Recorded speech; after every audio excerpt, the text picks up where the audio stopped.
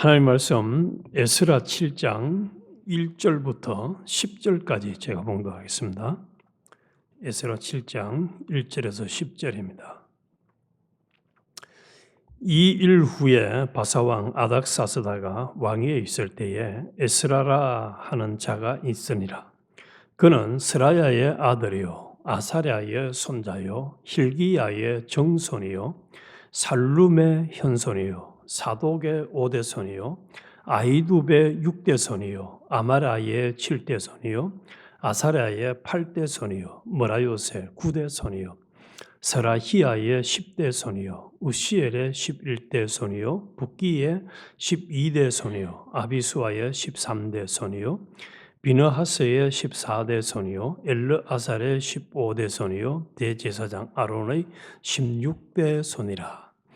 이 에스라가 바벨론에서 올라왔으니 그는 이스라엘의 하나님 여호와께서 주신 모세 율법에 익숙한 자로서 그의 하나님 여호와의 도우심을 입음으로 왕에게 구하는 것은 다 받는 자이더니 아닥사스다 왕 제7년에 이스라엘 자손과 제사장들과 레위 사람들과 노래하는 자들과 문지기들과 너디님 사람들 중에 몇 사람이 예루살렘으로 올라올 때에 이 에스라가 올라왔으니 왕의 제7년 다섯째 달이라.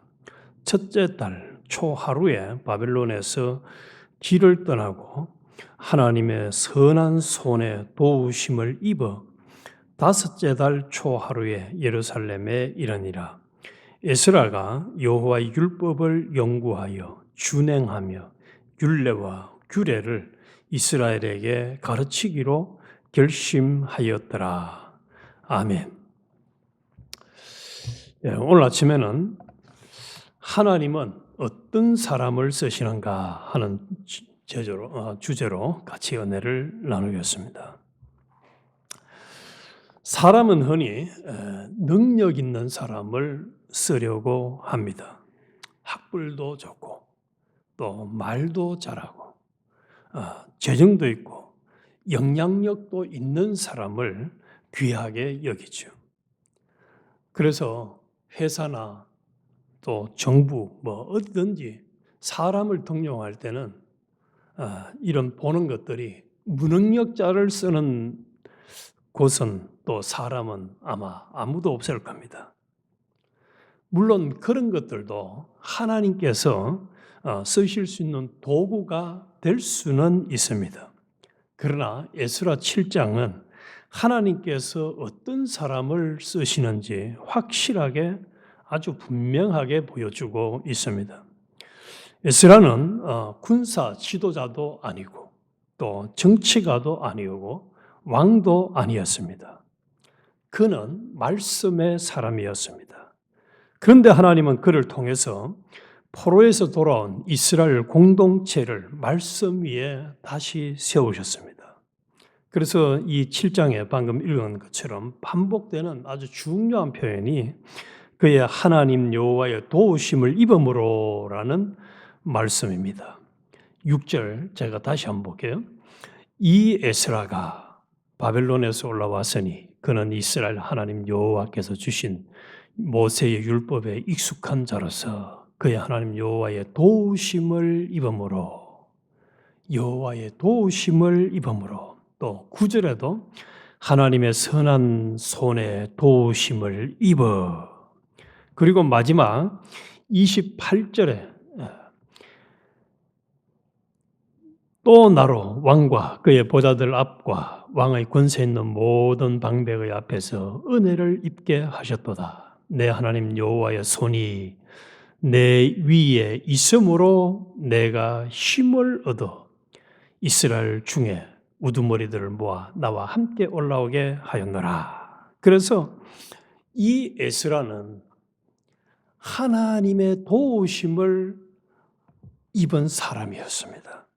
다시 말해서 하나님이 쓰신 사람이었습니다. 하나님이 쓰신 사람. 그래서 이 에스라서 7장은 하나님의 손이 함께한 사람의 이야기입니다. 그래서 오늘 아침에는 하나님이 어떤 사람을 함께 하시고 사용하시는가 하는 데 대해서 우리가 좀 더 구체적으로 살펴보고 이 자리에는 우리와 우리 영교회 모든 성도들이 하나님이 함께 하시면서 하나님이 붙들어 주시고 사용할 수 있는 하나님께 쓰임받는 사람이 되어야 하겠습니다. 이 에스라서 지금 어제 우리가 봤던 6장과 이 7장 사이는 그냥 보면 우리 한 장에 2일 후에라고 1절에 시작하는 2일 후에. 그런데 2일 후에가 무려 시간적으로는 60년의 기간이 흐른 다음입니다. 성전 건축이 완성이 되고 난 다음에 요 7장을 시작할 때는 60년이라는 세월이 흘렀어요. 그러면 어떤 일들이 일어났을까요? 성전 건축을 했을 때에 어제 우리가 묵상한 대로 사람들이 다 기쁨으로 즐거움으로 하나님 앞에 감사의 제사를 드렸습니다. 그러고 세월이 6년도 아니고 60년이 흐르니까 무슨 일들이 생겼느냐? 9장에 좀 더 구체적으로 나옵니다만은 이 신앙들이 이제 하나님과 멀어지는 그런 일들이 생기기 시작했습니다. 그래서 가장 큰 문제가 이방 여인들과 통혼하는 문제. 하나님은 구별해서 결혼도 아무나 하지 말라고 했는데 이방 여인들과 결혼하는 문제가 생겼어요. 우리가 이 이방 여인들과 결혼해서 제일 문제를 많이 일으킨 사람 중에 한 사람이 솔로몬 아니에요. 여인들 시킨 대로 하다 보면 솔로몬의 인생은 망쳐버렸어요. 그래서 성전, 건물 껍데기는 아주 멋지게 만들어져 있었지만은 그들의 신앙과 제사의 삶은 분리되어 있었습니다. 그러니까 하나님의 입장에서 볼 때는 어떤 상태입니까? 너무너무 심각한 상태죠. 그들을 둘 수가 없는 상태예요. 그런 상황에 하나님이 에스라라는 사람을 등장을 시켰습니다. 그래서 이 에스라라는 사람을 하나님이 저는 이번에 이제 1절부터 요 7장을 쭉 묵상을 하는 가운데 한편으로는 깜짝 놀랐어요. 왜냐하면은 이 에스라의 족보를 이야기하는데 16대 손이라 하는 그 조상들 16명을 일일이 다 거론하는 거예요. 이런 족보는 예수님 다음으로는 아무도 없을 겁니다. 예수님은 마태복음에서 쫙 아담까지 가는 족보를 말씀하지만은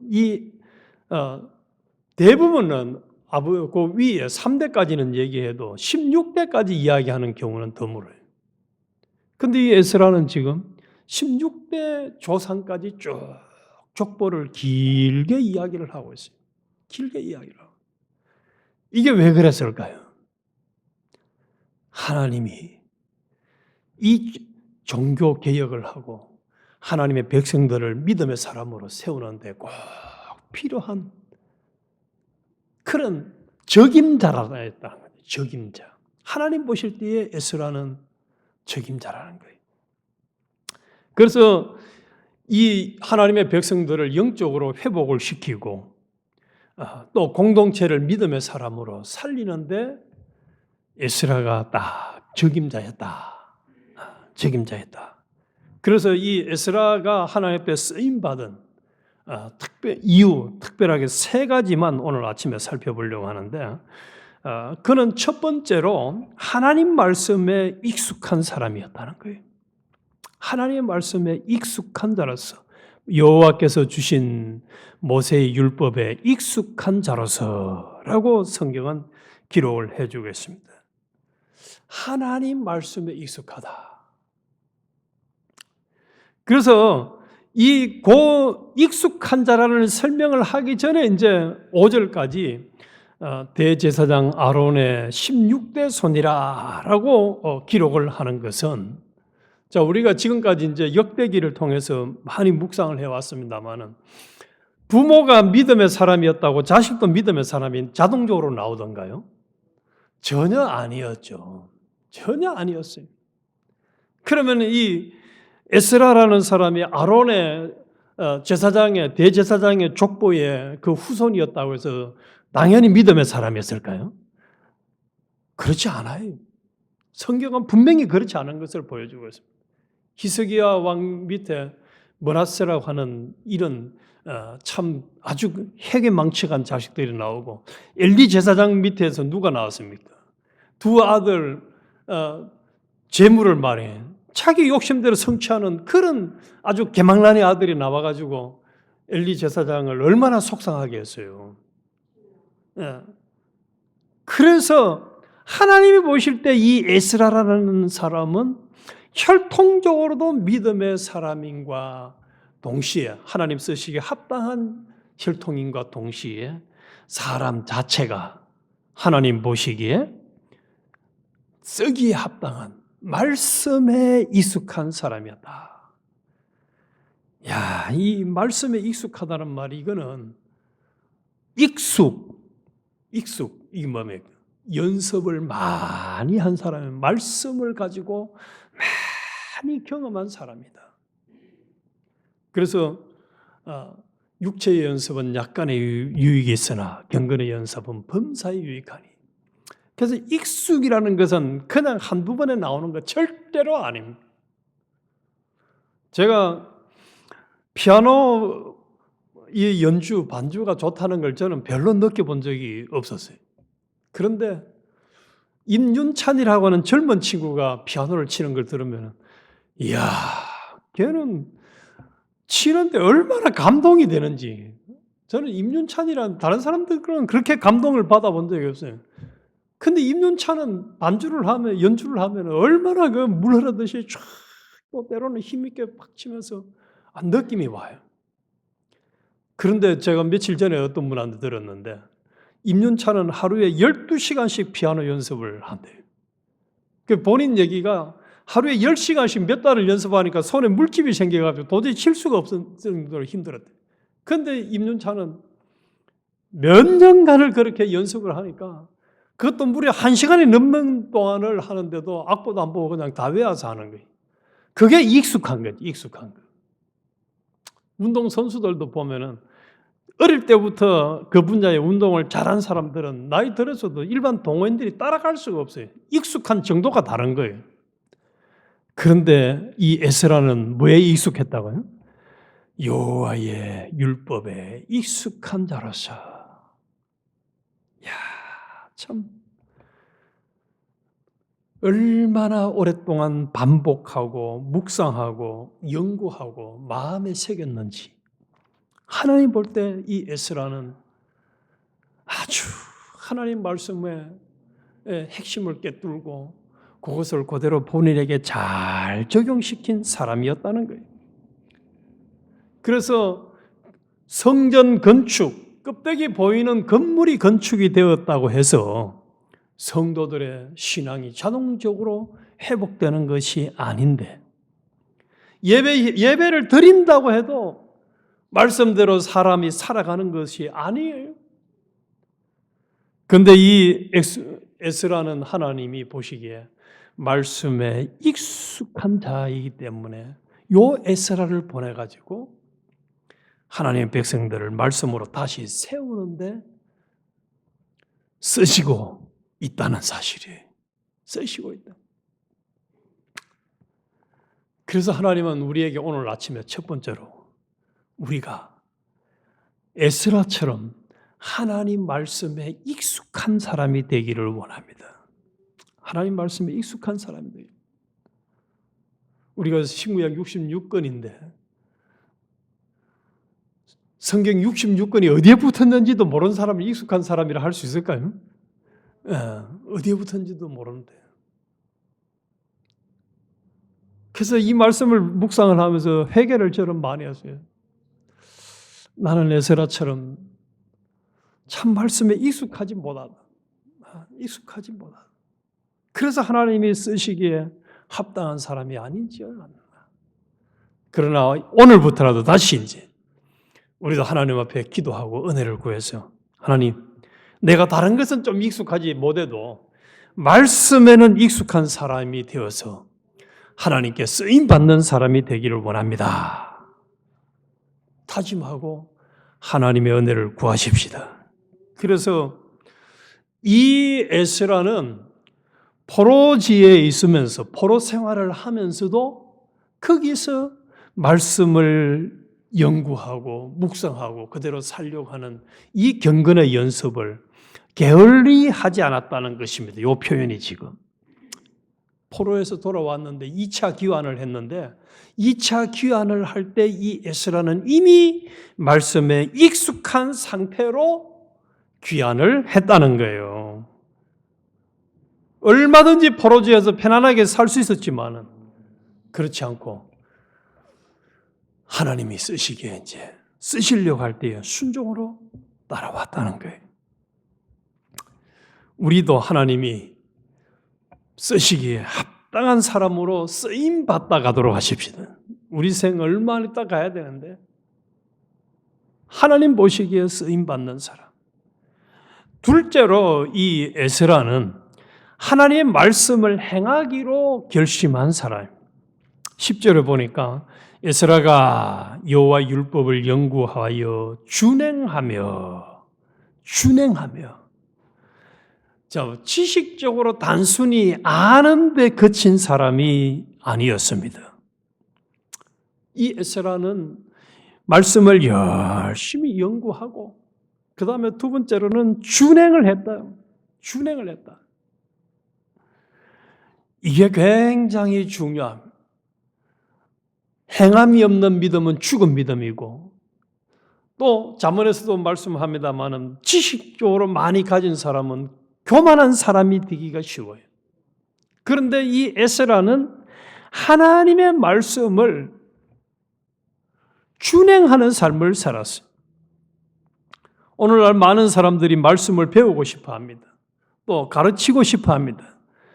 그러나 하나님이 귀하게 보시는 사람은 단순히 아는 사람이 아니라 말씀을 먼저 자기의 삶에 순종하려는 사람입니다. 말씀을 연구하는 것 중요합니다. 그러나 순종이 없으면 그만 교만해지고 다른 사람을 비판하고 평가하는. 그래서 신약 시대에 보면 바리새인들, 서기관들이 그렇게 했지 않습니까? 그들이 예수님을 죽였지 않습니까? 아는 지식 가지고. 행함이 없었기 때문에 그들은 진짜 그 말씀의 핵심을, 진실을 알지 못해서 구주로 오신 예수님을 죽였어요. 그래서 말씀 앞에서 우리는 자신을 고치려는 사람, 회개하려는 사람, 그래서 말씀을 자기 주장보다 높이는 사람, 말씀을 다른 사람에게 적용하는 것은 잘하지만은 정작 자신에게 적용하는 것은 잘 못하는 경우들이 너무 많은 것 같아요. 에스라는 말씀을 준행하며 그래서 또 회개가 되는 거예요. 목사로서, 목회자로서 말씀을 다른 사람에게 전하기는 하지만 정작 나는 이 에스라처럼 준행하지 못한 면이 있지 않은가. 부모도 마찬가지인 것 같아요. 자식들에게 너는 해라. 그렇지만 정작 부모 자신이 안 사니까 자식들에게 덕이 안 되는 경우가 얼마나 많지. 교회에서 직분자도 마찬가지고 또 교회에서 봉사하기 전에 먼저 말씀의 다스림을 받는 우리 영교회 성도가 되어야 합니다. 우리 영교회 성도들이 에스라처럼 말씀을 준행하면서 다른 사람들과 교제를 한다면 참 하나님의 쓰임받은 이 에스라처럼 귀하게 쓰임받는 우리 영교회 공동체가 될 것입니다. 그래서 야고보서 1장 22절에 너희는 말씀을 행하는 자가 되고 듣기만 하여 자신을 속이는 자가 되지 말라 말씀을 하셨잖아요. 우리 오늘 아침에 결단하십시다. 하나님, 나는 이제 나도 에스라처럼 말씀을 깨달은 것은 반드시 실천하는 사람이 되게 해주세요. 우리가 다짐한다고 실행해지는 거 아니잖아요. 하나님이 은혜 주셔야 돼요. 성령님이 함께 주셔야 돼요. 그러면 우리가 말씀대로 살 수 있는 사람이 됩니다. 사람입니다. 그래서 우리에게 필요한 것은 더 많은 정보가 아니라 이미 알고 있는 말씀이라도 그대로 순종하는 사람, 실행하는 사람, 이 사람을 하나님이 붙들고 쓰신다는 사실입니다. 그리고 세 번째로는 이 에스라는 하나님의 말씀을 가르쳐서 공동체를 세우는 삶을 삽니다. 10절 마지막에 그렇게 말씀하고 있죠. 에스라가 여호와 율법을 연구하여 준행하며 율례와 규례를 이스라엘에게 가르치기로 결심하였더라. 그래서 하나님께 쓰임 받는 사람은 자기 혼자 은혜 받는데 멈추는 사람이 아닙니다. 자기가 은혜 받은 말씀을 가정과 교회와 공동체를 세우는데 사용하는 사람입니다. 그래서 이 에스라는 다른 사람들에게 이제 본을 보이면서 가르치니까, 살면서 가르치니까 어떤 효과가 있습니까? 나도 저 사람처럼 살아야지. 지는 안 살면서 나한테는 하라고 하네. 이게 아니잖아요. 사는 것 보니까 하나님이 함께 하시고 하나님이 붙들어 주시는구나. 그래서 25절 우리 잠깐 한번 봅시다. 에스라여, 너는 내 손에 있는 내 하나님의 지혜를 따라 내 하나님의 율법을 아는 자를 법관과 재판관을 삼아 강 건너편 모든 백성을 재판하게 하고 그중 알지 못하는 자는 너희가 가르치라. 왕이 에스라에게 이렇게 말씀을 합니다. 알지 못하는 자는 너희가 가르치라. 하나님은 말씀을 아는 자를 통해 말씀 모르는 자를 가르치게 하십니다. 그래서 말씀을 아는 사람은 책임이 있습니다. 말씀을 알지 못하는 사람에게 가르쳐야 될 책임이 있는 거예요. 섬김이 필요한, 말씀을 잘 알고 섬김이 필요해요. 이게 말씀에 익숙한 사람이라야 이걸 잘할 수가 있습니다. 마치 바둑 초단이 바둑 9단이나 8단을 가르칠 수 있겠습니까? 불가능하겠죠. 그러나 바둑 9단이나 8단 되는 사람은 이제 바둑 시작하는 사람을 아주 수준에 맞춰서 잘 가르칠 수 있을 거예요. 또 초단 1단, 2단도 잘 가르칠 수 있을 거예요. 그래서 말씀을 본인이 익숙하게 잘 알아야 상대의 수준에 맞춰서 그 사람이 이해할 수 있도록 받아들일 수 있도록 실천할 수 있도록 가르칠 수 있는 사람이 되는데 에스라는 그런 자격을 갖춘 사람이었다는 것입니다. 그래서 가르침은 지배가 아니라 섬김입니다. 에스라는 권력을 얻기 위해서 말씀을 가르친 것이 아닙니다. 하나님의 뜻을 알고 회복을 시키기 위해서 이렇게 말씀을 가르치기로 작정하고 살았던 것입니다. 이렇게 사니까 에스라에게 하나님이 어떤 은혜를 주셨느냐?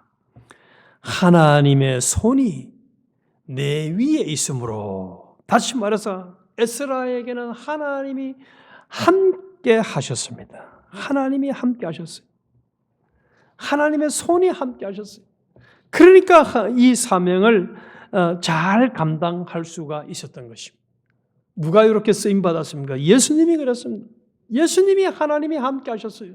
그래서 그는 십자가에 죽으시고 부활할 때까지 완전한 순종, 하나님께 완전한 순종, 그래서 완전한 의를 이루고 죄를 짓지 아니하는 삶을 살 수가 있었어요. 우리도 하나님의 손이 함께하고 하나님이 우리와 함께 해 주실 때에 우리가 아주 귀하게 아름답게 쓰임받을 수가 있는 것입니다. 그래서 오늘 우리 결론적으로 하나님은 어떤 사람을 쓰시는가? 하나님은 완벽한 사람을 찾는 것이 아닙니다. 완벽한 사람을 찾는다면 예수님 외에는 하나님께 쓰임받을 사람이 한 명도 없습니다. 세계적으로 유명한 사람을 쓰시는 것도 아닙니다. 하나님은 하나님의 말씀 앞에 선 사람, 말씀에 익숙해지려고 노력하는 사람, 그리고 말씀을 준행하며 살아가는 사람, 하나님의 말씀을 준행하며 살아가는 사람, 그리고 그 말씀을 다른 사람들에게 겸손하게 가르치려고 힘쓰는 사람, 이 사람을 하나님이 사용하시고, 그럴 때에 하나님의 손이 에스라와 함께 하셨던 것처럼 우리와도 함께 하시고, 또 우리도 하나님 앞에 에스라처럼 잘 쓰임받아서 우리의 생을 뒤돌아봤을 때에 내가 하나님 은혜로 참 많은 사람들에게 말씀을 가르치고 전파해서 나로 인해서 많은 사람이 구원을 잘 이뤘다. 우리 특별히 우리 광 목사님이 이제 중국 선교 가시는데 말씀을 이 에스라처럼 그 현지에 있는 많은 성도들에게 전달을 잘해서 그들을 개혁시키고 그들을 믿음의 사람으로 세우는 그런 놀라운 하나님의 역사가 일어나게 해달라고 간절히 기도하십시다. 또 우리 교회는 우리 유 목사님 또 우리 광 목사님 하나님 앞에 이 에스라처럼 말씀에 익숙한 종들이 되어가지고 성도들을 잘 세우는 교회가 되게 해달라고. 하나님이 붙들고 쓰는 종과 또 그와 하나가 된 그런 예언교회가 되게 해달라고 오늘 아침에 우리 그 어느 때보다도 간절하게 기도하고 하루를 시작하십시다. 하나님 아버지, 눈에 보이는 그 성전은